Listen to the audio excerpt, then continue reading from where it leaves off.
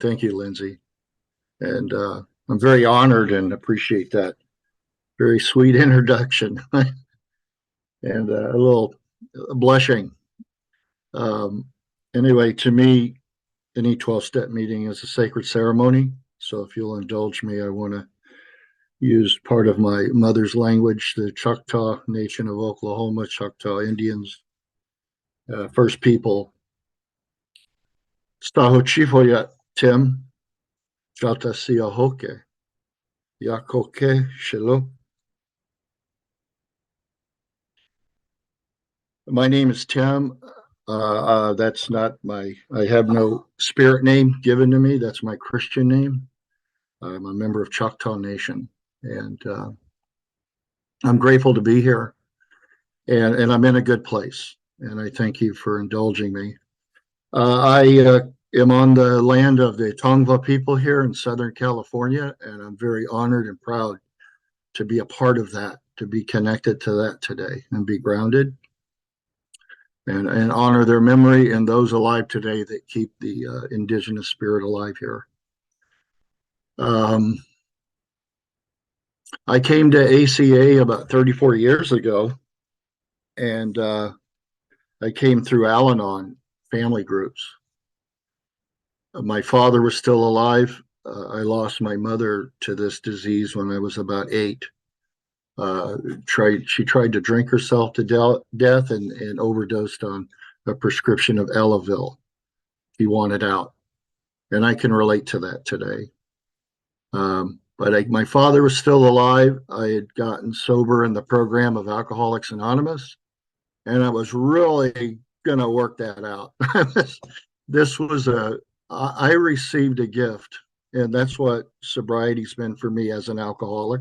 I won't talk much about that, but I need to mention I received a grace from a power greater than me. I was obsessed. I was dying from it, and I wanted to die from it, and I wanted out, just like mom. And but I was more like my father, who was a mean SOB, just mean to the end, and that's how he survived his addictions. But I received grace, and the definition of that I like is that it's a free gift. I didn't do a whole lot. I've done a lot since. I maintain it. I've done a lot of work now to maintain it, but that first awareness to know what the real problem was and stop that insanity and find solace and safety in that program. I'm just so grateful for that day that I didn't turn around and walk back out the door like I'd done so many times previous. But I felt a responsibility that now the sober one now has to do all the work. And Al Anon was really good. I really liked it. But it was the adult children of Alcoholics Anonymous meetings that I went to through a friend. And I had a cousin back in Oklahoma who also had started an Al Anon meeting in his church. And he was trying to work with my dad on the other angle. But they were Christian. And there was a difference between the anonymity, find a power greater than yourself of your own understanding, than that philosophy or those beliefs. And I'm not criticizing that. I'm just saying there wasn't a lot of communication where we really helped my dad, but I was trying to better myself. I was told that to be a good son, the acorn doesn't fall from the tree. I worked on the inventory back then to acknowledge the behaviors I had that I criticized in him for so many years. And it took years and years of work, even after he had passed, to work on that, to finally forgive my father. And ACA has been a big part of that, and therapy and a lot of other good stuff. I'm a dual citizen of the United States. I was born as an American here in Torrance, California. My father had a choice in Oklahoma to leave town or go to jail. And so he moved us out here, and I was born here. I was raised and grew up here.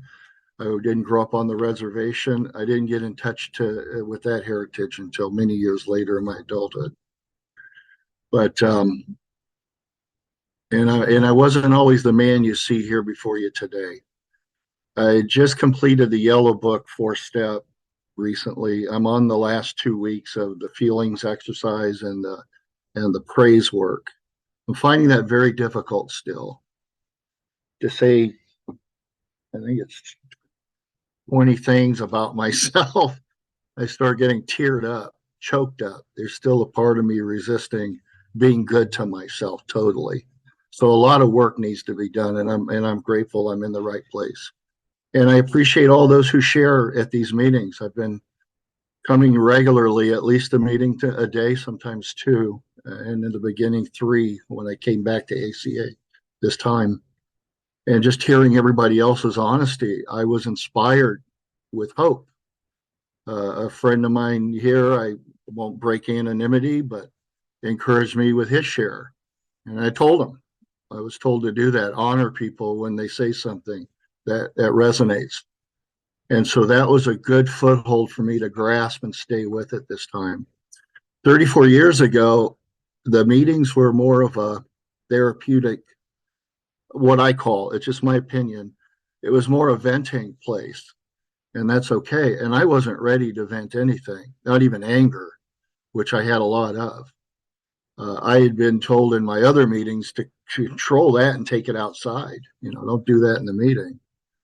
But at this meeting, a lot of people were crying and hurting, and I was judging. I was denying.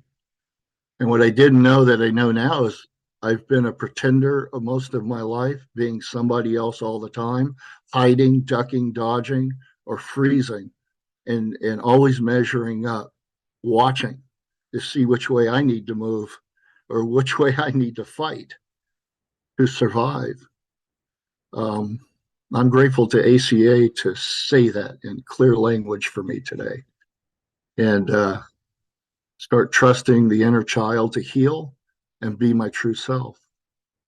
Anyway, so at that meeting, I'd met this young lady. I had trouble in relationships back then, and I'd come to a point where I realized there was something wrong with my behavior, and I had a sponsor, and we worked on that. And I had gone back to this power greater than me and said, "That's it. I'm done dating." I was a single father. I just won custody of my son after a year of sobriety and doing what the court said. And I was a single father, and I realized that the women I was dating were treating me like I treated women in my past. And that was just, I'll go into that in a bit, but it either hurt when they left, it was abandonment, and alcohol helped me drown that out to some extent. And then I just got numb. I just couldn't have any relationships with anybody, any feelings. But I had them start treating me that way, sober, clean, sober, and it was a wake up. And I said, no more. And all of a sudden, higher power put all these women in my life that were unavailable, and I started to learn to be a brother and have a sister. And then I connected with my sisters back in Oklahoma, and there was one in particular I became very close with until her passing. It's been a couple of years now. But my other sisters, I still try to stay as close as I can. But that was the first real family connection I could make. I had just totally numbed out and wrote off my family. But I kept coming back like I did with my father, now that I'm clean and sober, with what a great guy I am. Look at the wonderful things. I'm getting a contractor's license. I'm starting a business. I'm raising my son. And that was still the pretending that I didn't know I was doing. But anyway, at this meeting, I did meet my current wife. We've been married. We just celebrated, I got to get this right, at 31 years. We've been dating for 34. And what I found is our 2 inner children had met and found somebody I could trust and open up to and express where I was. And I went back to Al-Anon and AA for the rest of the years after that. And we've had to do a lot of therapy and a lot of work, a lot of 12-step work together. And that's why we're still together. But we had that connection, and I'm grateful for that. But it wasn't until last year that I didn't realize how much control I had developed in my sobriety around every condition in my life, work, family, everything. Every relationship was measured on how I could control it one way or another with codependency or aggressiveness, power, authority. And, by then I'd already achieved a business degree at night. And then that wasn't good enough. I went and got the 4 extra classes so I could say I got a BS degree, and got teased in my meeting about being a master in BS. But anyway, but again, that faded. Once I got that degree, it faded. There had to be another accomplishment. And I know other ACAs can relate to this. And I've got a whole stack of certificates in construction and forklift driver, but also a construction manager and a college degree and a general contractor, just on and on. I could sit here and give you my resume and you would be impressed, but I'm still not impressed. That's that critical parent that took charge a long time ago. And it's been driving me ever since. I had a breakdown last year at work twice because I didn't know how to say no. And the workload was so much. I didn't know how to ask for help. I constantly have to do everything so that I know where the mistakes are and where the problems are going to come. Because when people start complaining, I take everything personal. I failed. I'm the manager. I'm the big guy. And at no time did anybody ever ask me to be. That's I can laugh at that now, but I'm laughing at myself at the insanity of that. And I'm only telling you my story. When I can see that in others and point it back to me, that's the gift of the 12 steps. It always has been. As a Native American, I joined a White Bison Wellbriety group 20 years ago and tried the steps there, did mostly ceremony and got in touch with my ancestry. But I didn't know it. Being a Native American was always a whisper in the family. We're Indian. But what I did know is my family were Oklahoma farmers. And then out here early on at about the age of 2, maybe 3, my last memory of my father was being hauled off by the police to jail. My mom and he divorced. There was this angry, sullen look. The next memory was visiting him in prison. And there was hope he was going to come out and be a father. But before that, my mother had remarried, and I had a stepdad who was the only father I ever knew. This guy gave us structure. I don't ever remember him hitting me, but I feared a spanking by this man. Most of the time, it was positive. He encouraged us to do positive things, and there was a future, a bright future for us as kids. But about this time, we discovered that my 2 older brothers and my 2 younger brothers had muscular dystrophy. And this is probably more than likely what really disturbed my mom and accelerated her drinking and her pill taking. That she knew that 4 of her babies were going to die before her. And I'm not here to talk about that, but it's key to my story because this is what I believe the problem was, and what all of the dysfunction in my family. We really believed that was the problem, was this disease. Today, I sometimes feel a little ashamed when I see people who challenge disabilities in the face and they conquer and they live on, and that's just me beating myself up. But I honor that. I honor that when I see somebody who does that today. But anyway, for my family, it was a good focus point. Because of my position, I became the scapegoat. It's clearly marked out in the big red book and in the yellow workbook that I worked with recently here. The scapegoat. I did other roles. At one point, I was a hero when my grandma and my aunt would bring an alcoholic home. I was the hero, but it wasn't my full-time job like the scapegoat position was. And so there I could mark a lot of criticism. And then when my mom had passed, my stepfather had stuck with us for a while, got us on a little ranch here nearby where I'm at. now where I live in Southern California, and made sure we were okay. He was a good man, but he had his issues too, and he moved on. He just walked away. And that's when my grandmother stepped in as the authority, as the lead. In Native America, we say matriarch, but she was everything. She was the father too. She took over all the roles. And that's when I started getting physical abuse. And it was for my own good. I was a young kid. It's starting at about 8 and 9. And then hormones were kicking in as I reached preteen. And I just had all these normal desires. Like I wanted to go out and run and play with the kids in the neighborhood. I wanted to hang out with them, but I had to be in by dark. I had to take care of my brothers, and in their state of this disease they had, they slowly would start losing functions of legs, arms, and this was a progression, and then eventually die. But I remember being pulled between that. But there were other things I did wrong as a growing kid that I look back and I can really pinpoint in the inventory of.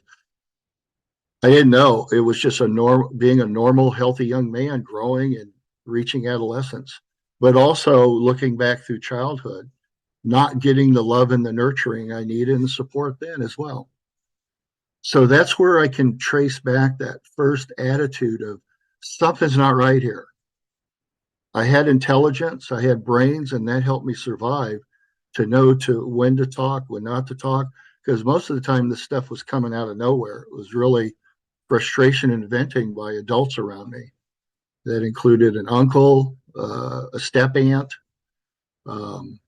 various alcoholics that came into the family and left, um, steps.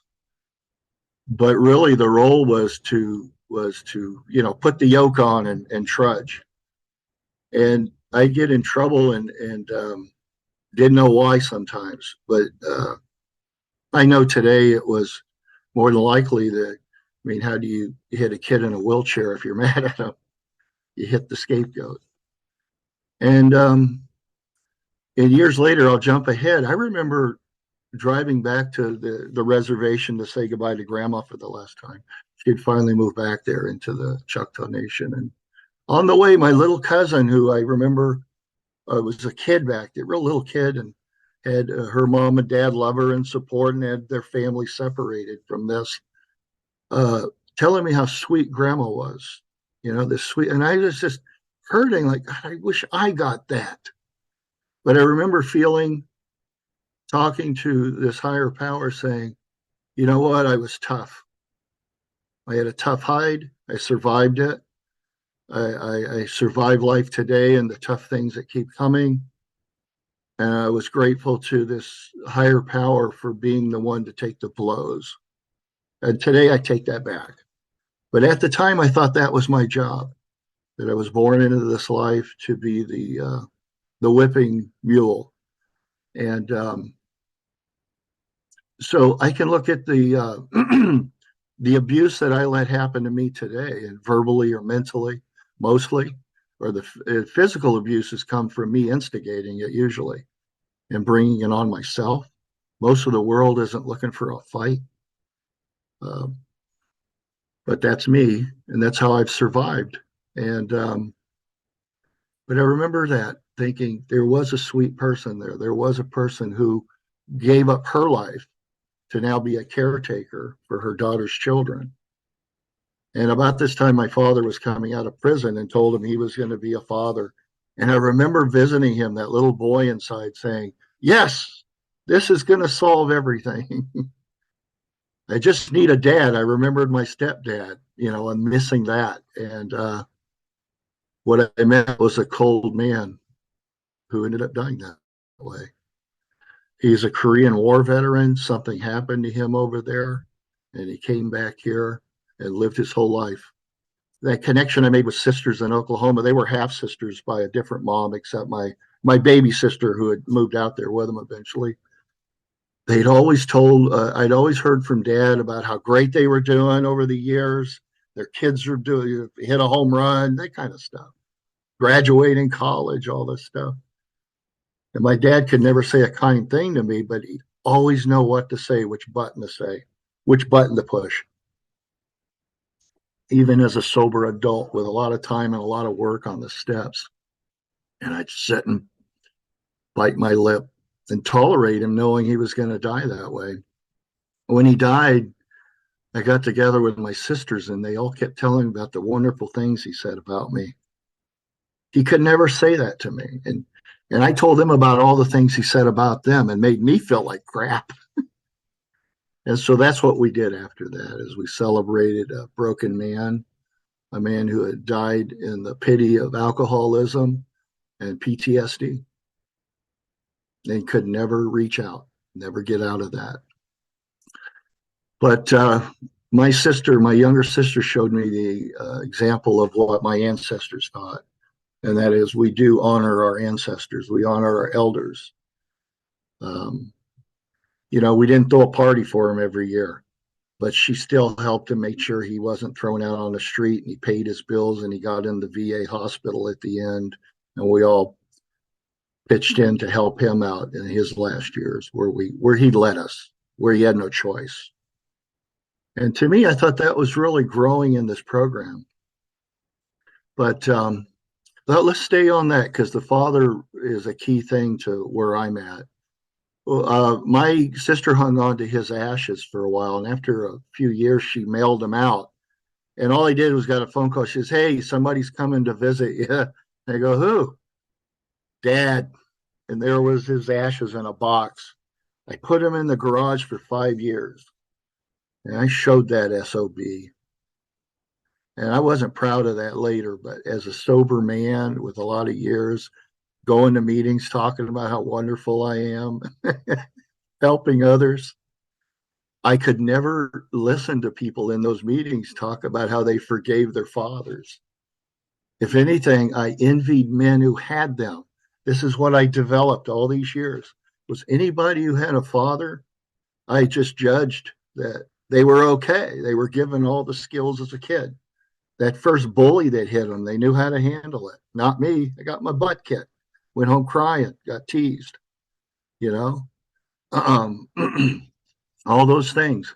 I didn't learn those things till later. After Dad got out of prison, my grandmother, I was 14. My grandmother went to hit me one day, and I grabbed the belt and I said, "No more."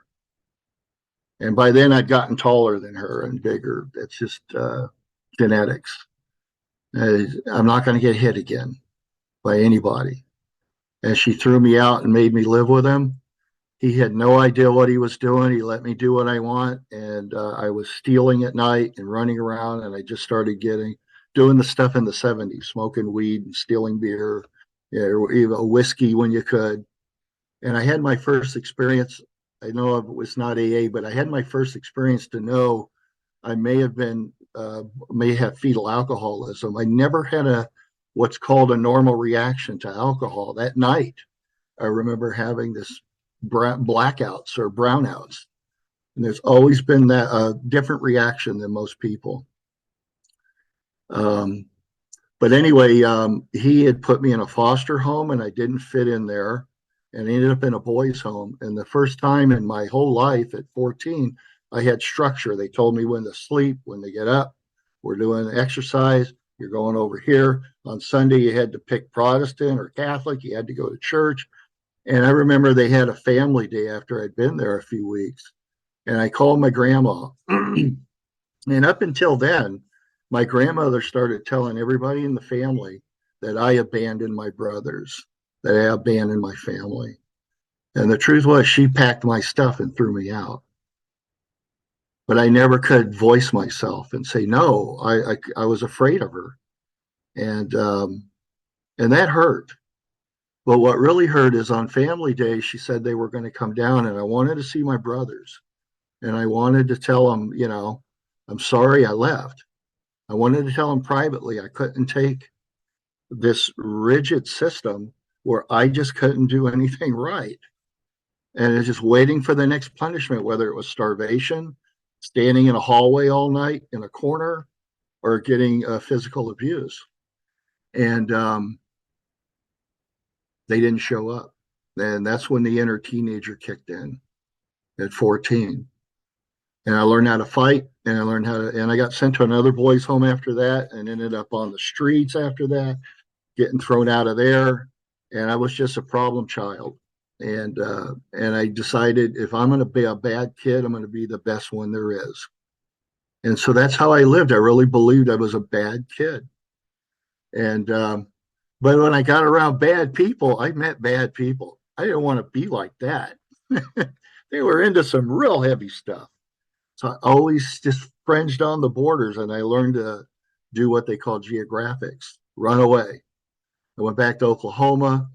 My dad sent me $20. I came to live with him again for a while at 17, ended up on the street again. Uh, and I ended up going to the military. And by the way, I want to wish all veterans here in the United States, want to honor you for your service. Tomorrow's the actual Veterans Day of calendar, but I'm also a veteran of the U.S. Army. And the only reason I did that is because my dad went in the Marines.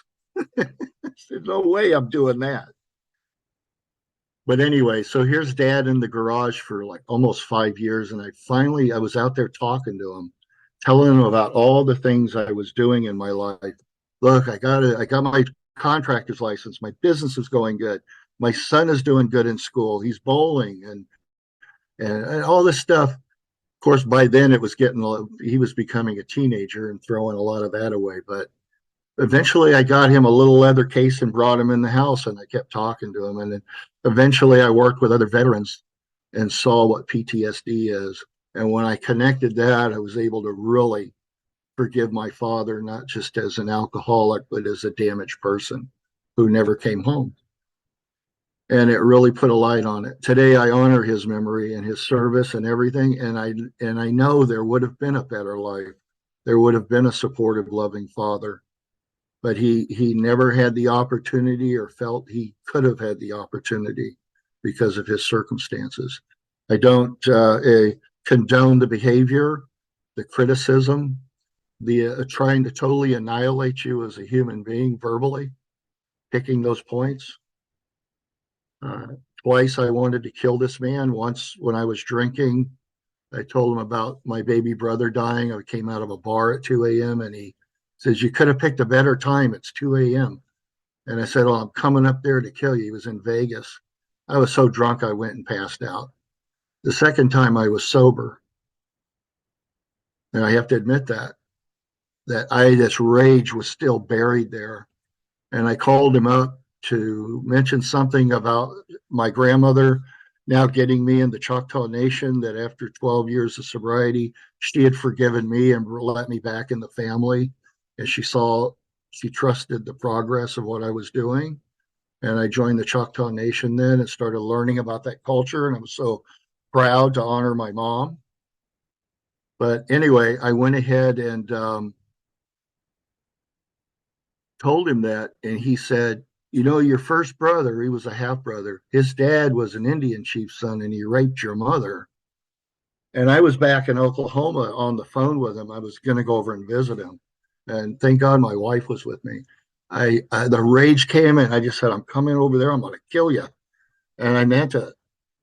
And when I went there, that was kind of the last time we talked up until he died. I'd always met with him with relatives after that, but I never again was trying to be intimate with him like I'd tried. On his death bed, I got to go back in the VA hospital there and just hear him go on with this nonsense that he usually did, and grabbed him and kissed him on his head and just said, "I love you." And I let him go. But I didn't let it go in here. This all resurfaced last year when I lost my sponsor in my other program. He was with me over 36 years. He had become my father, a positive role model. He'd become my brother. We did a lot of Indian ceremony together. Our church was out in nature. And when he died, I thought there would be this tremendous grieving because I had opened up to this person. And I don't do that. I've been able to stay sober a long time and not open up to a lot of people over these years. I have very few people that I'm close with or intimate with. And I was scared because I couldn't breathe at first. And I had my moments. Like the first time I went hiking alone, I missed him. But other than that, I'd realized that something had changed in me a long time ago to numb up that pain. And I was in Workers Anonymous, and they mentioned Workers Anonymous slash ACA meeting. And when I went to that, the light went on. I said, I got to get back into ACA. My mom, it's been very frustrating to not have a lot of memories. I blanked out so much. I can remember some bad ones. I remember the progression of her alcoholism, but all of the things I was told about her, I don't have a lot of memories. I was told she was a very loving person. She got along with everybody. Um, she loved babies. She loved her children. And and it wasn't until working through, doing a lot of grave work and things that I could do any grieving with that. So being a member of the Choctaw Nation, I've gone back. This has been about 20 years now. I've been a member. I've gone back now to make a commitment to my culture a couple years ago, start learning my language, start honoring my culture and passing it on to my ancestors. And through that, now I honor her memory and all my relations, all my ancestors. I've recently been given an opportunity to join the Okla Choctaw Clan here in California, which I did at the end of last year. And that's fun. That's for the next 3 years. Our chief comes out. We met him last year. We had pizza in his hotel room, and it's just fun. But I realized last year I can screw this up. These people are trying to get to know who I am and get close. And so now the work begins. I'm so grateful. I right away, like I said, there are people in these ACA meetings I could identify with just briefly. I didn't want to share the first month, um, but I liked what I heard, especially the changes that have been made in ACA from 34 years ago. The Yellow Book, all the literature. I started getting everything, the Loving Parent Handbook, and then I realized, there you go, you workaholic. This is not something to master and learn the language. It sounds good, you know. It's time to dig deeper. It's time to take time out for Tim and be good to me now and work on me and stop being a caretaker to everything around me. A situation at work really drove me here. I've heard a poem called Hounds of Heaven. I identified with that 37 years ago, and I think that's what's happened to me. The blessings of Creator, of a higher power of my understanding, have given me enough tension and pain surfacing now that I can't stop anymore. I can't hide from, I can't deny, can't run from. I can't sit here stoically numb, pretending to be somebody I'm not anymore. And I've been digging in, and the writing came. And I realized I needed to focus. I needed to pick a few people to work with here. I have a new sponsor in my other program. He's willing to work with me, he said. Has an Al Anon background. But right away, the Yellow Book was the best way, I thought, for me. That's where I'm at. I don't recommend any way for anybody. There's people here with a lot more experience than me at this. I consider myself a newcomer now again. I'm very grateful for that. Uh, and I'm really grateful for the development of this program over the years, is how much more there is. A lot of things I did outside, I now integrate, like therapy. I've been doing therapy all this time. And last year I was back. I started up again. I really needed it. But I recently found an elder. I do have one elder, Chris. She said I can use her name. It's okay. Christy Blue Heron Woman. I go to her for spiritual guidance in a native way. She's also a member of a 12-step program, and so we can talk about those things. But that reconnection to Earth again these last 2 years, and my heritage and my ceremonies, including ceremonies that may not been Choctaw, but are other, like Lakota, have loaned to us the Sweat Lodge done a lot of those this year, gotten in touch with my brother's spirit saying, stop trying to join us. You're alive today. Live your life. And my mother wanting forgiveness. And my father, I can now raise that memory. I recently had an experience where I talked to my father different. It's now like, I understand your father was an alcoholic. My grandfather died at 37 from white lightning. They called it an ulcer, but he drank himself to death. And he didn't have a father. And now when I do something and say, wow, and I tell my inner child, wow, that's a real grown up thing you're doing. It was something at work I did. It was creative. I wasn't controlling. I wasn't aggressive and I wasn't codependent. I just did something productive and it just felt good. And not honored, but congratulated myself on a job well done. And then I said, Dad, hang with me. I'll teach you how to do this. I'm sorry you didn't have a father, but I'm being the father now that you could have been. And that's how I want to get with all of this stuff eventually and in time. I want to read a poem I got from an elder I just recently been in touch with, and he is also a Choctaw. His name is Stephen Charleston. And this is an outside literature. If I can just read this poem, it's real short. There's an objection, let me know. Okay, I don't want to violate any group conscience rules here. Okay, he says, the poem is called To Turn the Wheel of History. To each generation, a task is given by a will and purpose greater than our own, a work to be accomplished, even without knowing the outcome. We are called, as if by an instinct of migration, something deep in our collective subconscious, a summons to see the moment clearly, to understand the implications, and then to respond, to act in order to change, to turn the wheel of history, to save what must be preserved. Now is our time. This is our calling. We see the need. We know the consequences. Let us be about what must be done.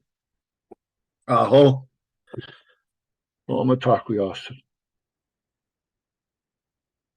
This sums up a spiritual calling that I got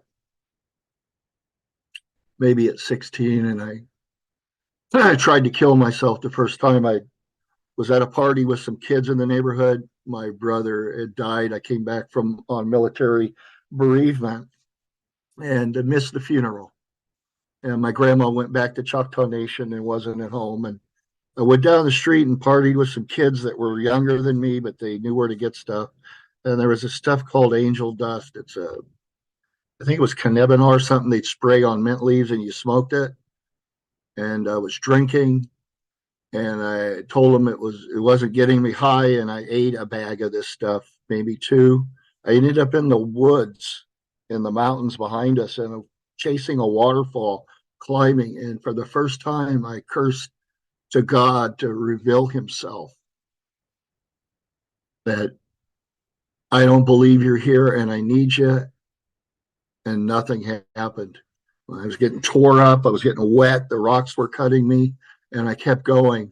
And I said, fine, then where's the devil? I'll serve you. And after a while, nothing. And I know I was high, but to me, this was a spiritual experience that I wasn't aware of at the time that I recall now. I said, there is no God, there is no devil. And that's the way I lived until I came back to the program of AA and had all of those things removed so that I could think clearly and be clean and sober. And then I used everything I could for years to hide and run and pretend and brag about the accomplishments, but never acknowledge any of the hard work or the accomplishments or praise or love. Yeah, I'm a survivor with a soul. And I'm grateful now I get to let my soul out. And I know the first thing I identified with working through steps 1, 2, and 3 and thinking, oh, why didn't I do this 35 years, 34 years ago? That was ego. Step 3 took care of that. Step 1 and 2 let me see it. I want to be the king of everything so that I'm prepared when the abuse comes and the criticism comes, because that's coming.